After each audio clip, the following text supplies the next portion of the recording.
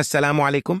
20 मई 2026 को बीजिंग में चीन के सदर शी जिनपिंग और रूस के सदर व्लादिमीर पुतिन की अहम मुलाकात हुई।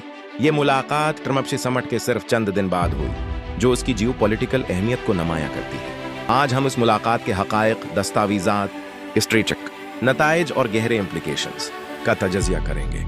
शी जिनपिंग ने खुद green hall of the people के बाहर पुतिन का इस्तकबाल किया। फौजी तकरीब, ऑनर गार्ड और 21 तोपों की सलामी हुई। पुतिन ने शी से कहा, एक दिन की जदाई 3 खजाने लगती है, जो जाती सतह पर दोस्ती को जाहिर करता है। ये मुलाकात 2001 के सिनो रशियन ट्रीटी ऑफ गुड नेबरलाइनेस की 25वें सालगिरह और स्ट्रेटेजिक पार्टनरशिप की 30वें सालगिरह पर हुई। दोनों ने उस माहिदे की तौसिया पर इत्तेफाक किया। तकरीबन 40 से जायद कोऑपरेशन डॉक्यूमेंट्स पर दस्तखत हुए, जिनमें तजारत, तवानाई, टेक्नोलॉजी और मीडिया शामिल हैं। तवानाई शाबा मरकजी अहमियत का हामिल रहा। Power of Siberia 2 gas pipeline पर तफसीली बातचीत हुई, जो 2600 किलोमीटर लंबी है और सालाना 50 billion cubic metre gas Mongolia के रास्ते चीन पहुंचाएगी। अभी तक प्राइसिंग, फाइनेंसिंग और टाइमलाइन पर हतमी माहिदा नहीं हुआ, लेकिन पेशरफ्त हुई है।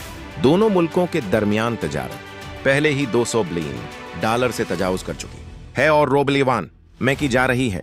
रूस यूक्रेन जंग और पाबंदियों की वजह से चीन पर इन्हिसार कर रहा है, जबकि चीन को सस्ती तवानाई और स्ट्रेटेजिक बिफ्र मिल रहा है।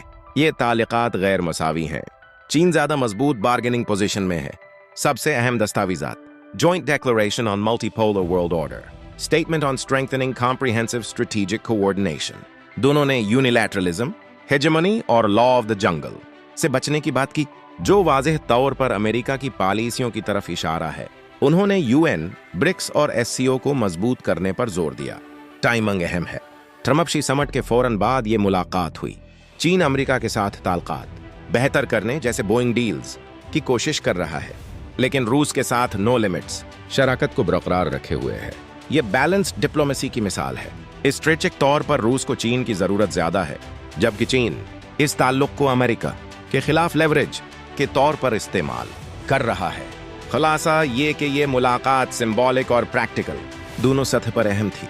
कोई रेवोल्यूशनरी ब्रेक थ्रू जैसे पावर ऑफ साइबेरिया 2 का फाइनल डील नहीं हुआ, लेकिन ताउन की बुनियाद मजीद मजबूत हुई।